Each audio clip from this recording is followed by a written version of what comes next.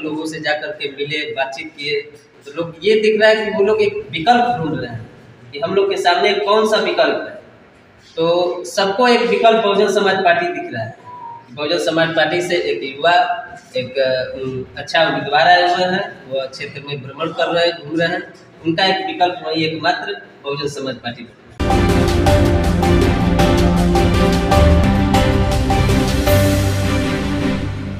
नमस्कार, मेरा नाम अनूप नारायण सिंह है और आज हमारे साथ बातचीत करने के लिए मौजूद है काराकाट लोकसभा क्षेत्र से बहुजन समाज पार्टी के उम्मीदवार धीरज कुमार सिंह उर्फ भांजी।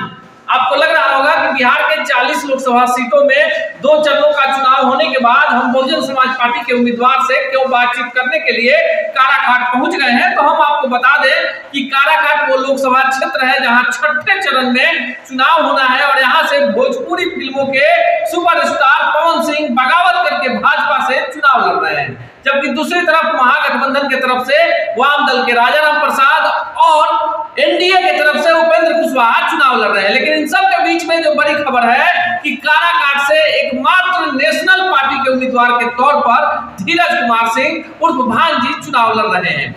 इनसे हम बातचीत प्रारंभ करें उसके पहले थोड़ा सा फ्लैशबैक में लेकर चलते हैं। 2009 के परिसीमन के बाद काराकाट लोकसभा क्षेत्र अस्तित्व में आता है और 2009, 2014 और 2019 में यहाँ की जनता एनडीए पर भरोसा करके एनडीए समर्थित उम्मीदवारों को चुनाव जिताती है। लेकिन 2024 में पवन सिंह की बगावत और भांजी की उपस्थिति कहीं ना कहीं उपेंद्र कुशवाहा की हवा निकाल चुकी है। कई अहम मुद्दे हैं जिस पे बात करेंगे और पूरे काराकाट के लोगों को बताएंगे कि आप अगर वोट देने जाते हैं तो उस समय कौन कौन से मुद्दे हैं जिन पर आपका ध्यान होना चाहिए। सबसे पहले आपका स्वागत। धन्यवाद।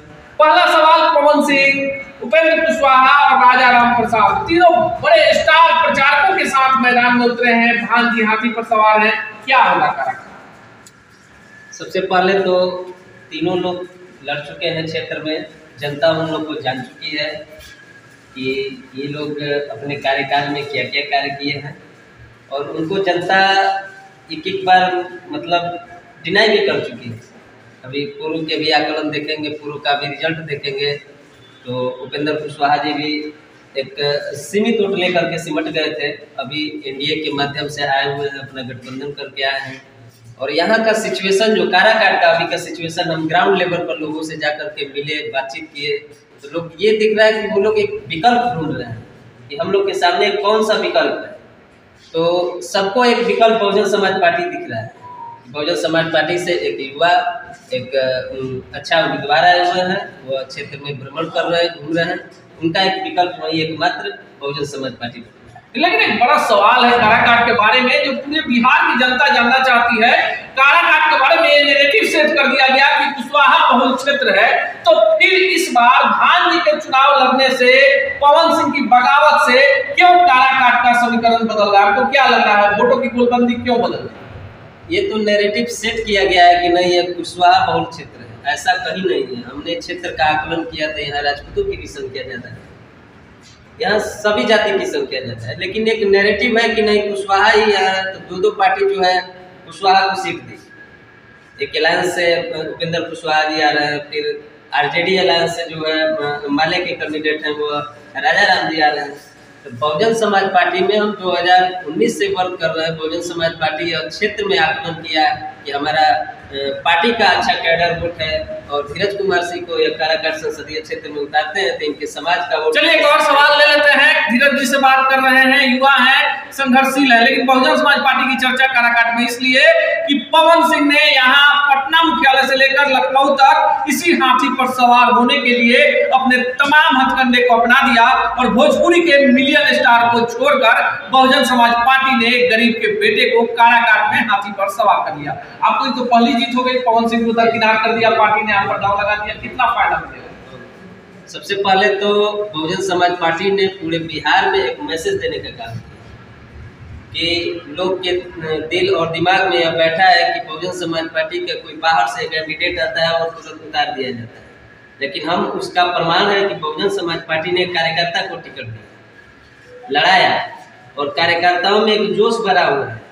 बहुजन समाज पार्टी अपने कार्यकर्ता को लड़ाता है, वो लोग अपना दिन रात मेहनत करके अपने कैडर को सिमटेंगे और वोटरों को जो है अपने तरफ जोड़ने का काम करेंगे। धीरज सिंह भुटकटवा हैं, राजपूतों के प्रतीकात्मक औरंगाबाद का बदला लेने आए हैं या चुनाव जीतने आए हैं? नहीं, हम तो चुनाव जीतने आए हैं।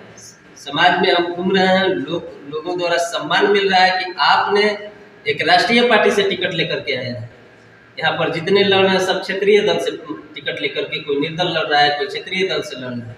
हमें यह कि बहुजन समाज पार्टी से, राष्ट्रीय पार्टी से मोदी लहर है, पूरा देश को आ रहा है मोदी लहर है। इस लहर को कैसे खुद को बचा पाएंगे? मोदी लहर तो बस केवल एक प्रोपेगेंडा और सोशल मीडिया का लोगों के बीच में भ्रम फैलाया गया है कि 400 पार।